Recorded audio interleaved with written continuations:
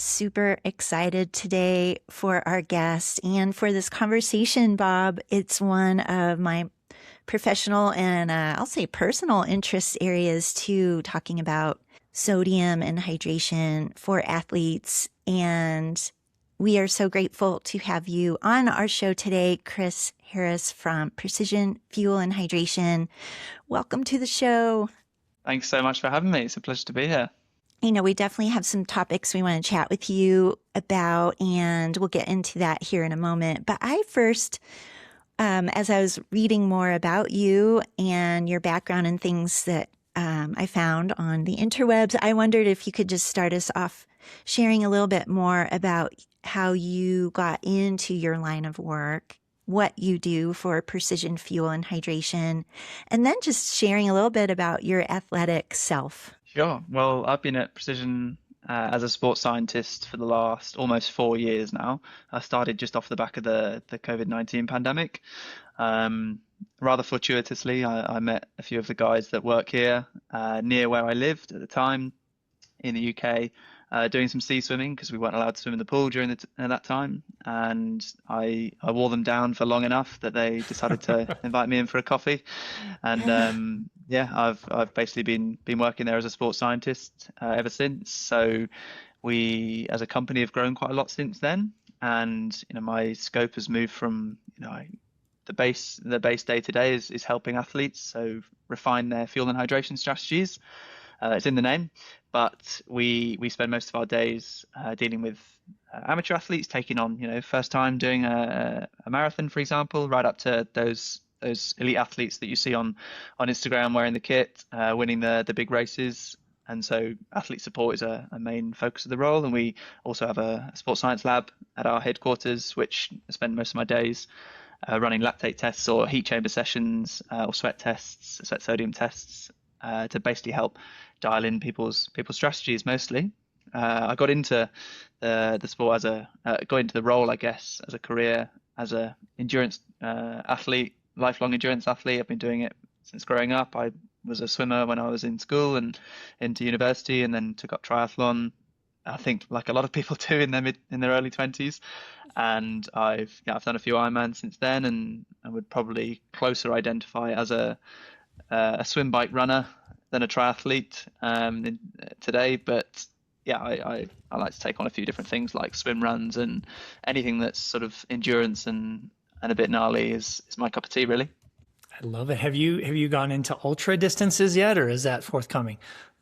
Not yet. I think that's probably on the list of things to do this year. I'm pretty sure it is. Yeah. I think it kind of has to be just in the whole progression of endurance, right? I think if you're an endurance athlete, you at some point you will put your foot in the water for that ultra endurance. Yeah, I guess ultra is probably the next natural progression, especially working with lots of inspiring ultra athletes. It kind of makes me want to do it. I'm getting into my running a bit. I've got a marathon planned in April, so we'll see what happens. Very nice. See how much disposable time I have to go and prepare for it. I don't like to do things half-heartedly, so we'll see. Well, that's the thing too, right? That disposable time that you think, I mean, because there's so much to think about, like not only your training, but also everything you do to help athletes and to further our trade and fluid, hydration, sodium. Like there's so many hours in a day, right? But I kind of feel like too in our trade, we kind of get to be our own guinea pigs also. So I think we'll probably roll some of that in as we're talking about this paper today on sodium.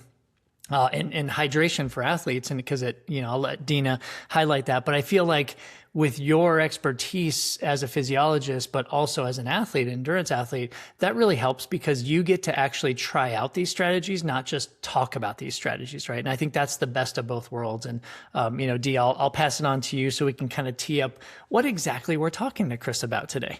Yes. Well, one of the things we did want to focus here on for a few minutes is this review paper that came out in October 2025 by Dr. Alan McCubbin, who's well respected in our field and provides a lot of great research and so on. Title of the paper, and we'll link it in our show notes. Sodium intake for athletes before, during, and after exercise, review and recommendations. And so it's a really great resource. And Chris, there are a number of things we thought we could kind of walk through in that order regarding even fluid intake, but sodium intake in particular, and the intention of this paper trying to, further quantify some recommendations or let us know updates where the research and science and evidence is. Maybe we could start with just this first piece of our day-to-day sodium intake, because a lot of athletes are all over the map in terms of, should I drink electrolyte and hydration products in my day-to-day life outside of training? And if so, how do I figure that out? This paper seems to indicate that may not be a necessary piece of our day-to-day hydration. So I wonder if we could start there and your thoughts on that regular hydration day-to-day. Is water enough? Might be a good starting point. Oh, yeah, no, I really like the way you finished that question actually with, is water enough? And unfortunately, and it's probably going to be a theme with a lot of what we discuss in electrolytes and fluid and hydration, is it depends. And that's because it really is quite an individual thing, and it varies or can vary enormously person to person.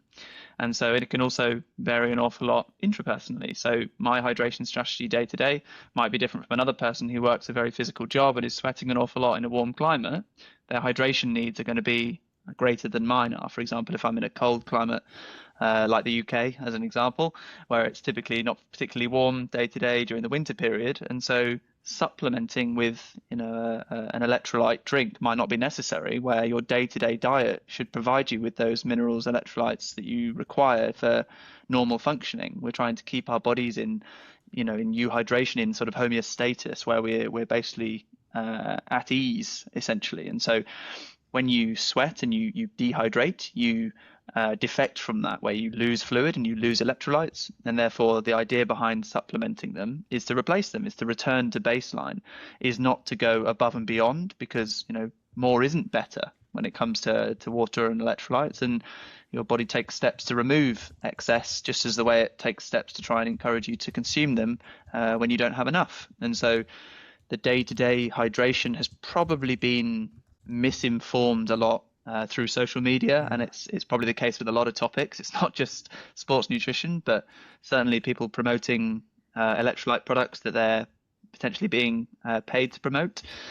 It certainly gets in the eyes of a lot of people who potentially don't understand the topic quite so much and think that that's what is required. And if we talk about sodium, which is the basis of this review, as the primary electrolyte found in sweat, the reason why electrolyte products primarily should focus on having sodium as their main ingredient is because we're simply trying to put back, to some extent, what's being lost through sweat. And as I said, day to day, if you're not exercising, you're not sweating lots, your day-to-day diet with a little bit of salt in there contains probably enough sodium so that when you want a little bit more, most people tend to lean towards saltier foods. When you've probably oversalted, we've probably all had that really salty dinner one evening and just lent for a pint of plain water afterwards, where the body is trying to tell us that we've had a bit much, we need to dilute things back down a little bit and get back to regulation. So supplementing day to day as like a general rule of thumb is probably unnecessary for most people.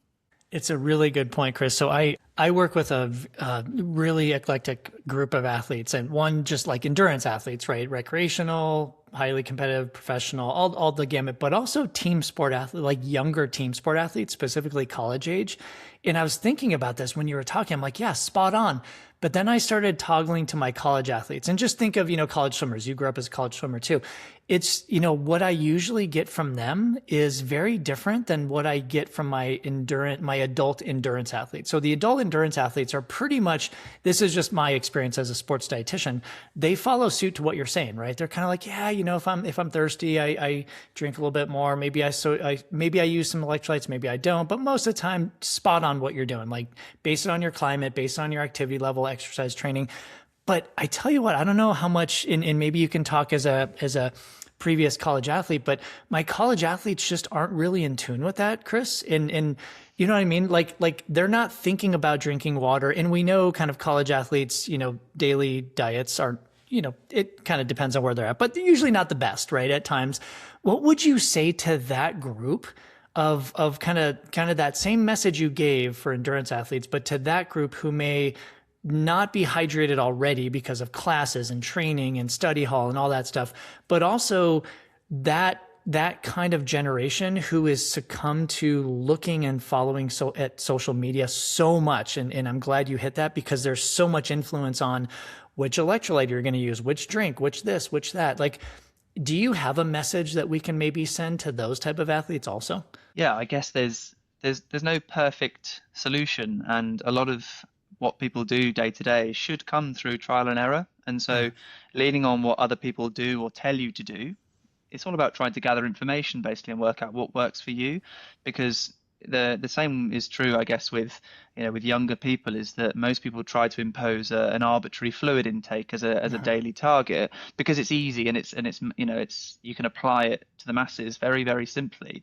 But it's just not cut out for those individuals that are potentially getting quite dehydrated, or on days where they have recovery, where they're not doing so much training, or in sports, particularly like swimming as an example, where yes, you do sweat when you swim, and not inconsiderably when you're a collegiate athlete training an awful lot, but for the most part, you sweat an awful lot less than you do for the same effort and intensity on land. And so hydration is actually less of a limiter in pool swims, especially where the training is the most at risk of dehydration you'll be compared to competitive scenarios. And so I guess advice would be that try to, if you're someone that struggles with hydration, think about ways that you could make it more appealing to you. So if you don't like the taste of water, for example, or you don't particularly like drinking plain things, then maybe adding some squash or some concentrate can actually help make you drink a little bit more.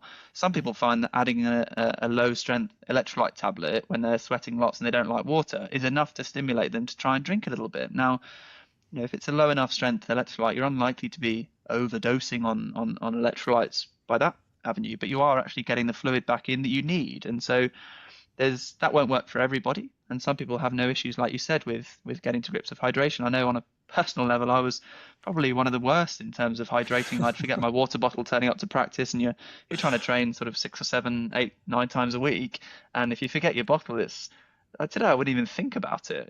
I wouldn't. Yeah. I would think about not doing the session if I forgot my a bottle, if you're trying to train twice a day. So yeah. I guess it's just tailoring the message to your audience and trying to individualize it is all I'd suggest. It's funny you bring that up. I was just thinking, you as a swimmer versus you as, let's just say, because you said you're training for a marathon. So say you have like a 2-hour swim workout versus a 2-hour run, right? Obviously, we're talking a lot of different things. But I mean, to your point, you'd probably be in the water. If you're like, oh my gosh, I totally forgot my hydration, right? I'm thinking and I'm just talking about you, Chris, right? You'd probably hop in the water and be like, no big deal, right? But you might rethink what you're doing for that 2-hour run, or would you, if you had no hydration at all? Like, would you just dump both workouts, or would you actually do one or the other if you knew you did not have any hydration available at that time? I think I'd probably, and this is also the advice I'd pass. It's not one of those where don't do as I say scenarios, but don't do as I do. But I'd probably recommend other people do this as well. Is just sort of recalibrate your expectations for those sessions, because let's be real. Like most people can get through a 2-hour training session without eating anything and without drinking anything. But it's the context of, what do you want out of that session? Do you want to perform optimally? Well, in which case you probably need to eat and drink some, eat some carbs, drink some fluids, have some electrolytes. It's, if you want to train again within a few hours, like almost certainly you need all of those things. And if you want to train again the next day and you're in a hot climate and you're a high level athlete, then absolutely those priorities are suddenly shifted. And it's like, okay, I then have to sacrifice future sessions, or I have to sacrifice this one, or I have to figure it out, basically. So it's not, I wouldn't sort of think, oh, that's it, I can't train today. I'm not a hydration or a gel princess. Like I'm not just gonna just step back from training, but I'd probably just adjust my expectations. Back to a little bit here, the daily hydration is, and this was noted in the paper, this message that has surfaced over the last, number of years, that water doesn't hydrate you, I think completely got blown out of the water. I remember being asked by an athlete, how many electrolyte tabs are okay in a day, because I can't drink water anymore. And it was so eye-opening. But I think the things and context you're giving are really important for people to think about. But do you have any other comment like that? Water doesn't hydrate you, and we're talking non-exercise or just this day-to-day living. That statement, I mean, there is context, right? Like how much and how rapidly are you drinking? Maybe that's where we tip into that's maybe not an efficient way to hydrate. I would say over drinking water won't be beneficial for hydration because that is it's not as detrimental as dehydration, but it can be really quite negative in the impact on your body. And so we aren't designed to just have lots and lots and lots of water. We don't have huge places to store water or accessible stores. And so if you drink too much, then first things first, you need to go to the toilet a lot. Your body tries to get rid of it really easily. Kidneys siphon it off. We try to send it to the bladder, get rid of it. We don't need it. So if you're going for a pee very frequently, it could be a sign that actually, and your pee's, particularly clear, it could be a sign that actually maybe we should back off the fluid intake a little bit. Our body's not holding on to this for whatever reason, and so whether we don't need it, potentially back off a little bit. Okay. And the urine's a great place to start with a lot of hydration stuff because it's a basic metric that you look at every day. And so if it's really dark and you haven't peed for multiple hours, then you could be a little bit behind on your fluid intake, maybe get some water in you. Water, for the most part, for most people, especially if you're not exercising and sweating lots, water is the magic ingredient. It's what's kept us alive for hundreds of thousands of years. Mm-hmm. And so it's certainly never going to be a case where it's you can't drink water. But what you should be careful of is just chugging liters and liters of water. And it's the people that are advertising those big old gallon jugs that they're carrying around with them, and I'm going to have 3 of these today. It's like no, that can actually be damaging to you, where water encroaches into your cells, and it can be really, really damaging and lead to hyponatremia and all sorts of negative things. So I think you have to try quite hard to do that. It's not something that you would just sort of stumble upon. But water is certainly not bad for you, and water is definitely the foundation of all of this. So please don't avoid it. Perfect. How about we move to talking about in that time frame before exercise?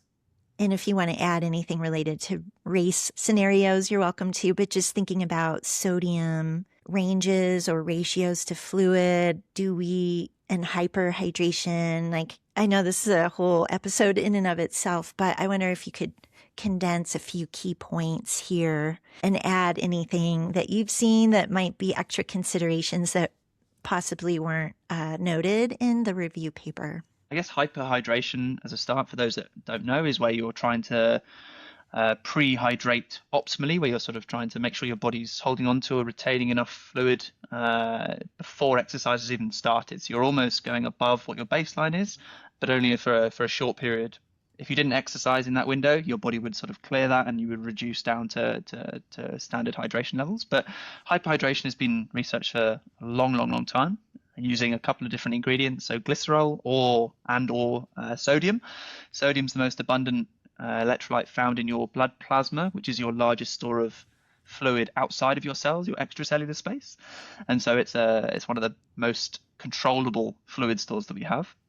So essentially when we sweat, it's also where you pull lots of your sweat from. So water and electrolytes, predominantly sodium, get drawn from the blood plasma. And so drinking is what we're sort of trying to maintain that plasma. So pre-exercise, you can actually increase slightly above baseline, between sort of 5 and 8%, the literature suggests, increase in plasma volume, which can have a whole host of potentially positive performance outputs, which involve slightly reduced cardiovascular strain. If you imagine the strain on your whole cardiovascular system, if there's a larger volume of blood to pump around, it means that blood has to do per metric unit less work, so to speak. You can carry more electrolytes, so you can sweat more. You've got more fluid carrying capacity, which means your fuel carrying capacity can be increased, and overall it can increase the pool of water available to you when you eventually do start sweating during exercise. And so you typically would see a slightly lower heart rate for the same output of exercise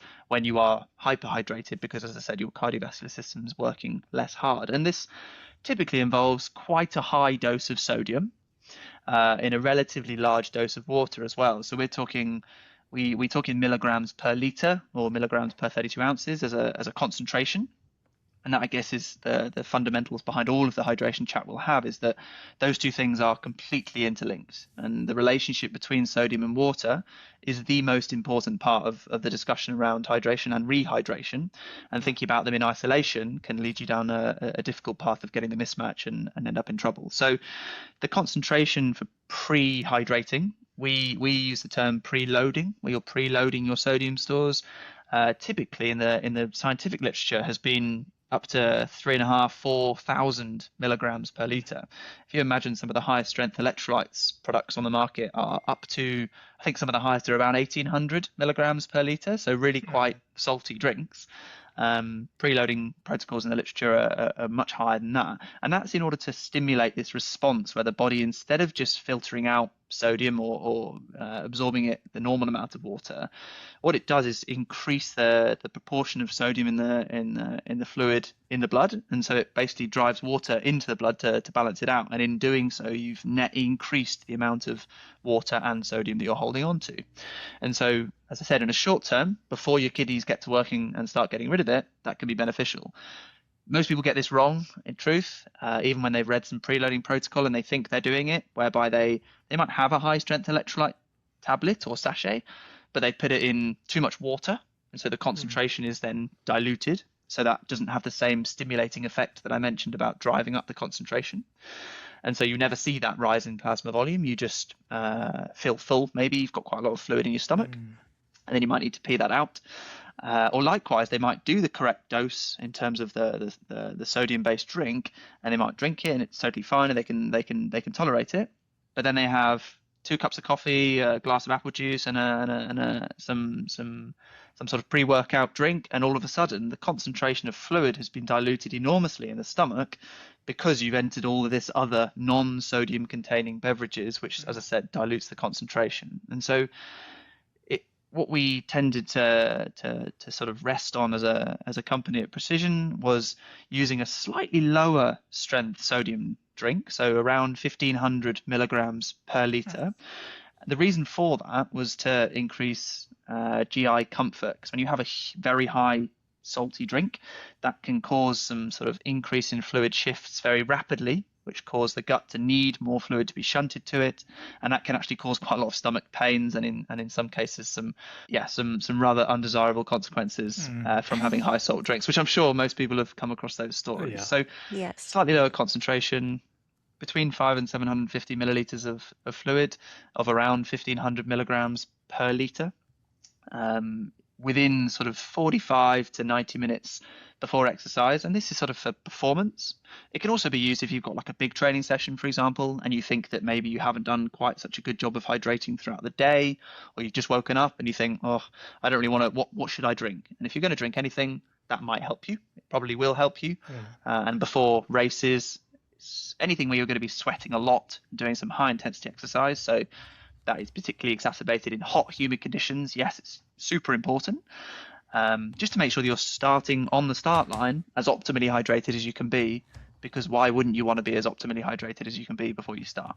Thank you for that, Chris. I wonder, like, if we had two athletes, same body mass, but we know one is sweats maybe for this particular training environmental situation, they're going to sweat maybe 2 liters per hour. And the other one's a 1 liter per hour, kind of more average sweater. Would we change that preloading based on that information and that ratio of fluid intake? Or how do we think about that? We wouldn't change anything pre-exercise because they haven't started sweating yet.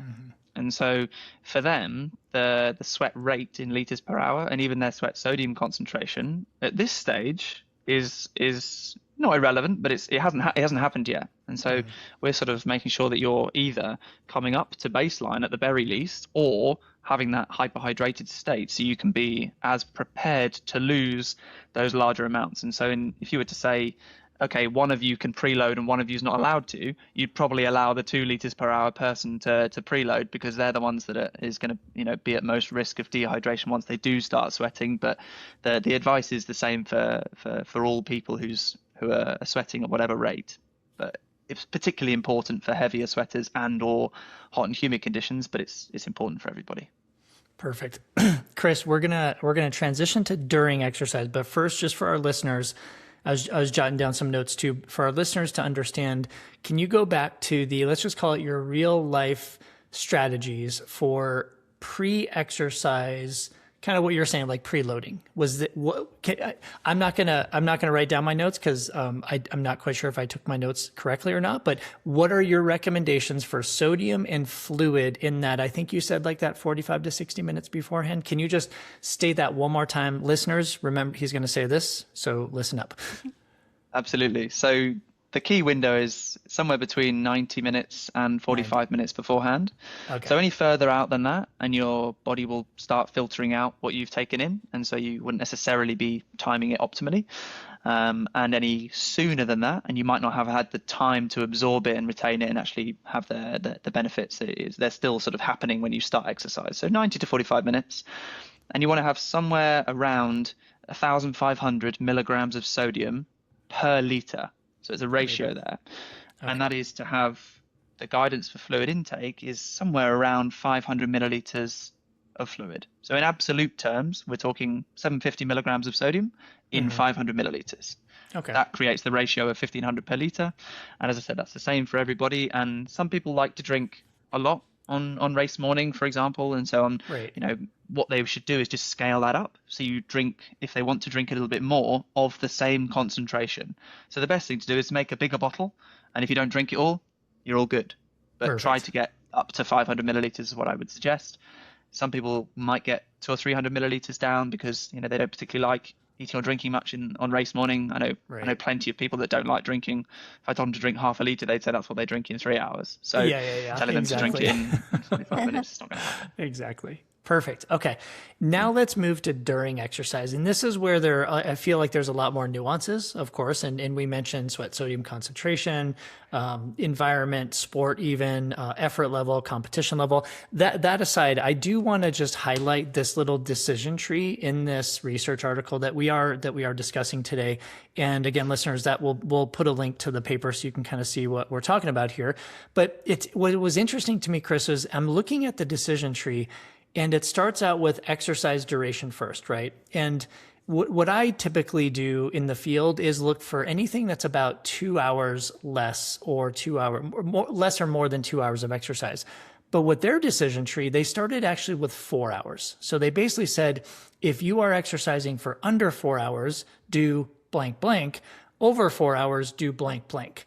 I want to start with you, and I want you to give us your real life and say, is that what you do? Like, is that time frame? Do you start at 4 hours, or is it 2? Is it 3? Is it 6? Like, where do you start as a practitioner helping athletes understand fluid and sodium needs, and when it becomes gravely important at what exercise duration? Nice. And I think that you've perfectly teed me up to say my 2-word catchphrase, which is it depends. I love it. And in truth, it's very, very difficult. And when frameworks are released and when frameworks are tried to be applied to, groups that vary enormously, it's very difficult. It's very easy to sit and pick holes in them, but it's also very difficult to apply to everybody. And so I think what the decision tree, as you called it, is doing is probably actually detailing what most practitioners, certainly in the space that I'm involved in, actually do anyway, but there's always a bit of plus or minus because there's never sort of a hard point sort of at 4 hours, like, okay, so at 3 hours 59 I do nothing, and then at 4 hours and 1 minute this happens. It doesn't work like that, and nor does the human body. Even the proportions of fluid replacement and the proportions of sodium replacement attached to that, there's not like a switch where at one point it's fine and then at the next point you will not be able to finish your run.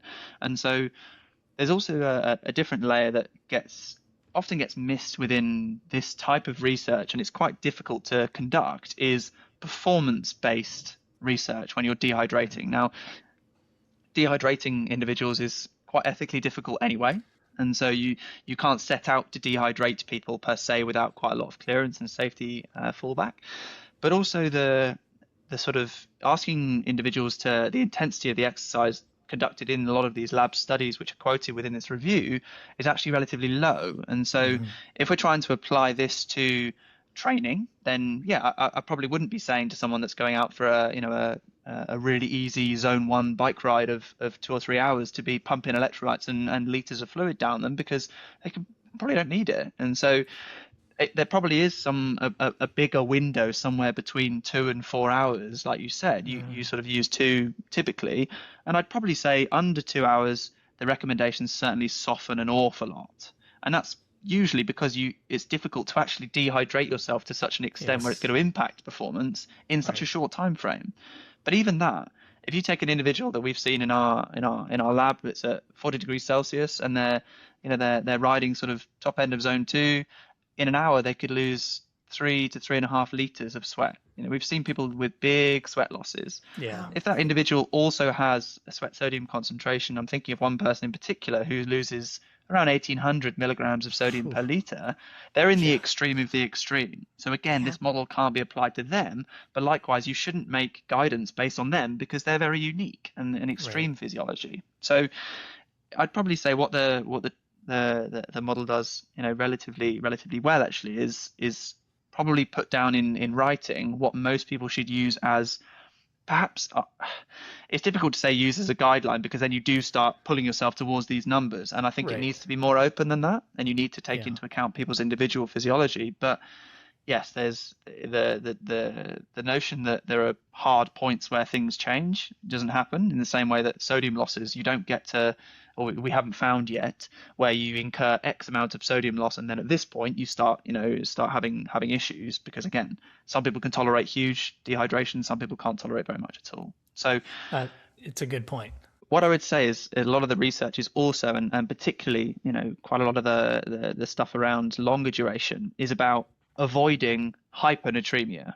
Now, I don't know many people that set out in an endurance task and their goal is to avoid hyponatremia. Their goal is to win a race, right? Or get a PB, or go as hard as they can to the very end, not simply maintain themselves on the cusp of avoiding hyponatremia. Hyponatremia, for those that aren't fully aware, is essentially chronically low blood sodium levels. And contrary to popular belief, it's not usually caused by not taking enough sodium. It's usually caused by over drinking water, and so the proportion of water to sodium in your blood is too high, so you have by definition low sodium, and that, as I said, that can be really dangerous. It can be fatal. And so, but as I said, that's not normally the forefront of when you're designing your hydration strategy. It's to help them perform optimally, and we're in quite a fortunate position as practitioners, crossing the bridge between, we are researching as an active group and also as practitioners, is that we've collected data from, even on our website, published data. We have over 1,000 case studies looking at what do people do during these races, how do they feel, what's their perception, because that's a really important one. Because some people on paper, their bloods could come back and the doctor's sat there shaking his head thinking this person's in trouble, and they're sat there right as rain in front of you. Athletes prove that time and time again, that the disturbances don't necessarily equal performance detriment. And so basically what we do is probably a combination of what the research has shown, possibly some of what the model is suggesting, and our applied knowledge, and design a strategy that actually reflects what they're trying to achieve with the information we have from that individual, because it's such a one-to-one process designing this strategy. You've hit so many things I just want to bring out. Optimal performance, individual, it depends. I love that, by the way. That's what I use. Dina uses quite a bit. I think that's kind of our favorite catchphrase, because it really does depend. But Chris, let me highlight another thing in the decision tree, which this is one thing I really love what Dr. McCubbin has done, is he's bringing into this decision tree hourly sweat rate and sweat sodium concentration, which we have been talking about for literally decades, right? In terms of the importance of athletes having these markers and kind of knowing their body a little bit more. Because I feel like without knowing sweat rate and sweat sodium concentration, as I'm sure you would agree, it's kind of like throwing a dart against the wall. You don't know if you're hitting your target or not. You just have no idea, right? And then it's unfortunately, a lot more experimenting, a lot more failures with that. But that's one thing I really appreciate, is like the second tier of his tree is hourly sweat rate. And then the fourth tier is test sweat sodium, it says, right? So I love that to death that he brings that up. What I'm going to ask you, Chris, is what are your feelings and your thoughts based on when you see hourly sweat rate, even percent fluid replacement? He has one line in between hourly sweat rate and test sweat sodium. and it's percent fluid replacement. So basically says if you're trying to aim for replacing greater than 70% of your fluids or less than 70%. But I would like you to comment on the next three tiers: hourly sweat rate, percent fluid replacement, and test sweat sodium concentration. I don't have any specific questions for you, but I'd just like you to comment. I'd like to get your take on this. Sure. I guess it's the same as I said, if an athlete came into my office and I was blind to them and I hadn't met them before, didn't know anything about them, and I found out that they don't exercise for very long, they don't feel like they sweat very much, and they've never noticed any like white marks on their kit, they've never suffered from dehydration related cramps, they don't crave salty foods, I'd probably put them into somewhere in that flow diagram that puts them at low risk. And so likewise, if someone came into me and said, I'm going out to do an ultra super hyper marathon in Hawaii in the summer, and I'm the sweatiest bloke you've ever met, and I get cramp all the time, and I'm always in the medical tent in any event I've done, they're in the super high risk, right? And so everywhere in between, you're making decisions along the way that categorize people and therefore inform a strategy. And if someone that told me I'm going to go and try get a 5K PB, and I live, in the UK, it's not particularly cold, but I feel like I'm really sweaty. Do I need a sweat test? Do I need to test my sweat rate and my sweat sodium? Probably not. In fact, almost definitely not, because it's not long enough to worry about it. Hydration's not a limiting factor for that performance. The more hydration starts to become a factor to performance, the more that will start to play a role. So the longer the event and the harder you're trying to work. So intensity and duration. That's the point where the sweat rate will become a potentially limiting factor, because if you're losing lots of fluid, a lot of people actually suffer fueling related symptoms as a result of being dehydrated. So for example, marathon runners, they get stomach pains in the third hour of their marathon. They start to get some cramps, they start to get headaches, they maybe get some sickness, and they think it was the flavor of gel that I chose. Well, no, maybe it was actually the fact that your body hasn't got enough water to process the fueling that you're giving it, because you've sweat out quite a lot. So it's hydration related. Even at that point, it's sort of 2 or 3 hours in, if you're a moderate sweater in cool conditions, sodium concentration is unlikely to be a limiting factor. It will play a role, but we've sort of got a hierarchy of needs where sort of fueling is probably still the top, fluid is probably next, and then electrolytes is probably at the bottom of that, sodium being the bottom. And as I said, as the sweat profile and the sweat contribution to your event, and it increases as a risk factor, those sort of start to come alongside, or potentially even start to rearrange, where if it's really, really hot, you maybe wouldn't have an issue going out and exercising for 10 hours in terms of fueling in the cool conditions, but because of the heat, because of the increased sweat rate on an hourly basis, because of your higher sweat sodium concentration that you might have, those sort of shift in priorities, and salty sweaters, heavy sweaters, those are the ones that typically might need to prioritize the hydration side. And that is something that I would have to say, sort of theoretical models might miss out on those individuals who are, the ones where hydration is a priority, because we're sort of deeming that everybody is normal within this. And I'd love to know what normal looks like, because, we certainly have we've done almost 30,000 sweat tests over the last 20 years. I know you guys have done sweat testing, and you get a database and you get to see what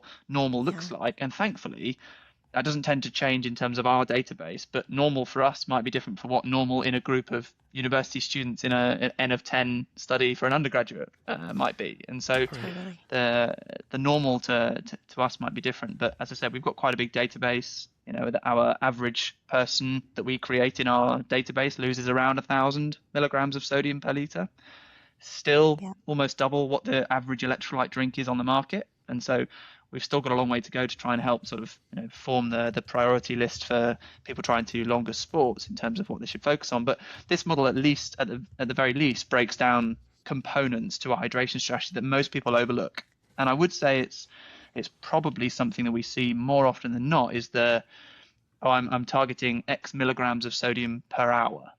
And it's a real trip up for a lot of people, where they're misinterpreting what maybe electrolyte concentration actually is, where it exists in your body as a concentration, as exactly that. It's a relative concentration of fluid and electrolytes together, and so you replace one without the other, and essentially you distort that concentration immediately. It's like if you have For example, a glass of orange squash for those in Europe listening, it's basically for the concentrate and water mixed in a glass.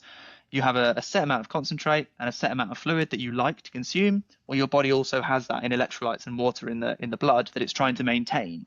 If you take out water from that when you sweat, which you do, and the small amount of electrolytes you take out in sweat, you reduce that. And so you need to put in the short term, water back is fine in up to a liter or so of fluid, a bit more. Water is just fine in the short term. That's why you don't need to be chugging electrolytes in the really short events. But as you get longer, you're interrupting the concentration a lot more, and actually you need to start replacing back electrolytes in a similar concentration to the way that you're sweating them out to maintain that sort of that balance. But if I aim for 1,000 milligrams of sodium per hour as the average person loses per liter, person A sweats 1 liter an hour, great. They drink, they drink close to that, they're okay. Person B drinks close to 2 liters an hour.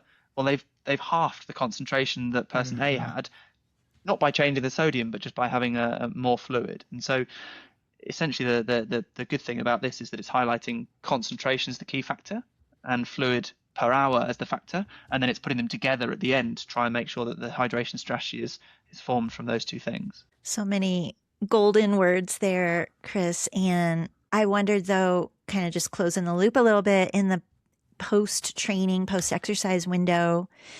A lot of us just forget or move on to other life things. And so I wonder just where we're at. Was there anything here in the review paper that you'd want to highlight or something to draw our eyes to? I think the only thing I would do is try and offer some context where a lot of people don't consider their training in isolation, where it's sort of, I do one training session a week and that's it.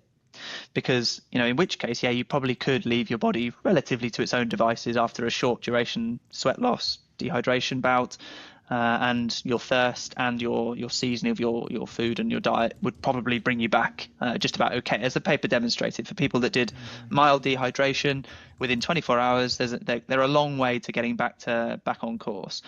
Yeah. It's probably not representative of most endurance athletes typically, where you're probably training.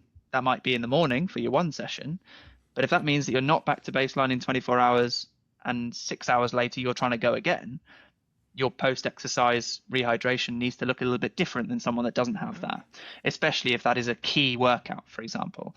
And that usually is a trip hazard for overnight, whereby you finish a training session after work. And a lot of people, they start their session in the evening at 6-7 p.m. because it's the only time they've got due to their life and their kids, their work, whatever, and they want to get in the pool again and do a hard threshold swim 6 a.m. the next day. Their rehydration strategy starts during that exercise session in the evening. The amount that they consume during an hour's workout is actually designed to try and think about the following day more than to need it for that session. And that, I guess, is possibly a critique of some of the laboratory-based research tasks that maybe don't consider that. Not that they've just set out to consider that, but they don't necessarily consider that actually not everybody wants to arrive at the end of their long session just getting away with it. They might want to finish close to 95% because actually the time to go again and the time between that I've got to spend sleeping or putting the kids to bed or going to work and other things, and actually the context is far more important. So post-exercise, I'd say if you're trying to train again and you sweat an awful lot, this is obviously quite arbitrary, but if you sweat quite a lot, you feel like you're running behind on your dehydration, using an electrolyte drink can A, help replace some of your losses, B, the higher strength electrolyte drinks can help actually, the same with having anything relatively salty, can stimulate your thirst response and make you think about it a little bit more. So it can make you want to rehydrate a little bit better if you're someone that, is particularly bad at hydrating. And in order to do that, just possibly think ahead. And so have a bottle with you, have something prepared so that if you're hopping in the car going straight to work, or if you're going straight away to do something straight afterwards, there's something proactive in there that is sort of looking out for future self, if that makes sense. Yeah. But absolutely. It's all about context, and I think the paper reflected that pretty well. There's no hard and fast guidelines because everyone's going to have dehydrated different amounts, and everyone's trying to target different things afterwards. And so saying everybody should do this is inappropriate. It's so true. But, of course, that's what our society wants, right? Absolutely. Just tell me what to do. No, it's What's a the good hack? point. I kind of feel like, we should all be more, I think what I glean from this is we should all be more aware of ourselves, right? And more importantly, when we do have exercise workouts sessions, is to say, what is necessary for my body? Like, what do I need? Like, think ahead. And that's what we tell our athletes all the time. Like, think ahead, right? What's happening after your workout? Because that kind of will dictate what you're doing after the workout too. I mean, and there will be some times where athletes need to be very methodical in what they do. And other times where maybe they can be a little more lax depending on what's happening with that future bout of exercise, recovery sessions, whatever it is. So we appreciate your take on that. And hopefully, listeners, what you've also been provided is like that great discussion of before, during, and after sessions, exercise sessions, workouts. Obviously, there's so much, and like you said, I mean, context is so important, Chris, right? But there's so many nuances here to really break down. I feel like we could have an episode for every single sport, every single competitive level, every single environmental stressor, right? So it's a big animal, but we so appreciate just you being able to contribute to our knowledge and also maybe just, help our listeners out with this. To Dina's point, we would love to have you on a future episode because I feel like we just kind of touched this, and we love talking to you guys at Precision Fuel and Hydration. I mean, you, Andy, you guys are just the greatest because you're doing this. You know what I mean? It's like you are not only athletes, but you're practitioners. You're working with teams. You're working with athletes. You're also doing the science. Like you have all this a great performance lab. So please accept our invitation to come back in the future. Hopefully, and you don't have to do that now, but we are putting you on the spot. So you're going to be back, right, Chris? 100%. I'd love to. I'd love to because it's, as you said, there's so much to go over, and I think you have to credit those that are in the purely scientific community for trying to take steps to, as I said, it is a gap between what people do and what the research is trying or able to assess, and I think trying to bridge that is really important. And I think every step of the way there's always some people that will just criticize one and criticize the other, and there's certainly some critique of the hydration industry in lots of review papers and lots of laboratory papers, as if it's just trying to push electrolytes to people. And I hope we focus far more on educating athletes to understand when they need potentially some extra help with things like this and their fueling and heat training, and when they might need lactate testing and when they might need all sorts of things, and also when they don't need it. We're equally we're equally open to communicating that actually if you don't need this, then we have no intention of trying to get everybody to force them down one channel or another, in the same way that researchers should be looking at trying to analyze a whole range of aspects of the performance that is exactly that, the performance that we're both trying to help the athlete at the end of the day. And so if we can both do that, and as I said, I'm quite fortunate in my position at Precision where we can do both of those things at the same time, where we're researching and applying it, and then at the same time there's a perfect feedback loop where we're also trying to learn from what we apply and what athletes tell us, and it's a great space to be. So I'd love to come on and chat more about different things. We haven't even talked about fueling at all, and it's the first word in our name. So it's I know, right? there's a whole world. Well, out there to talk that about. will be episode number 2 then. How about that? We'll do that in the future, because no, that's a huge, Pandora's box too, that we would love to open with you. But for respective time in your schedule, let's get to our high five questions. So at the end of our interviews with our wonderful guests, we want to provide our listeners a little bit of insight into who Chris is from a fun perspective, right? So we're going to ask you 5 rapid fire questions, right? You just, first thing comes to mind kind of a thing, just let us know what's on your mind. And we're going to start here. So like I said, our listeners can kind of see behind the scenes of Chris. Okay. Sure, hit me. All right. First question. What's a hobby that not many people know that you have? I think most people know what my hobbies are now. Most people potentially wouldn't know that I was a international horse rider growing up. I don't think I was shouting about it much, but it's something that I can still pick up from time to time. Not international competition, but it's something in the weaponry. That's super cool. Yeah. Wowee. Chris, what is a top bucket list race or event that's on your list, and why? Probably, and it gets resurfaced every year, Patagon Man, the extreme triathlon in Patagonia. It's an iron distance event, and it just ticks all the boxes for me. I like to go and do races that are epic in, the venue and the people and the community, and it takes me places that I wouldn't necessarily go to, and it ticks all those boxes. Plus, it's a hard enough endurance challenge that it's highly respectable. So I think that'd be quite cool to do and do. Nice. All right. I know this is it depends, so please don't answer it with that. One of your favorite post-workout meals? Oh, I'm a sucker for chips, sucker for fries, and I know that'll probably put a lot of people's backs up, but I think it probably lends to the fact that I love carbohydrates and salt as a heavy sweater, so it's probably subliminal there. But, salty fries, salty I'd chips. say a favorite meal is probably a shed load of veg and some chips. I'm a sucker for it. I don't have it that often, but it's a guilty pleasure. Nice. Okay, question 4. Are you a tea, coffee, or espresso person in the morning? In the morning, I'm a coffee, but later in the day, I'll switch to tea. I don't tend to coffee too late. It's not because of the caffeine. I just like a different drink from throughout the day. Yeah, perfect. And last but not least, this might be a difficult one, but we will wrap it up with this. If you only had one piece of advice for all athletes, every single athlete, and only one piece of advice, what would that one piece be? That is very, very tricky. Yeah, this gets people.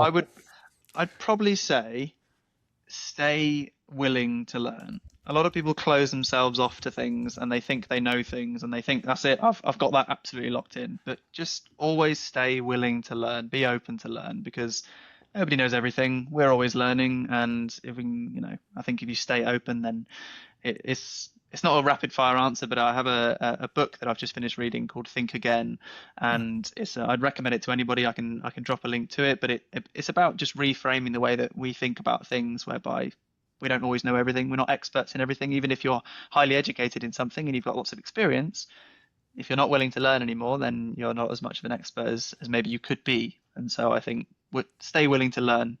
Love it. Perfect.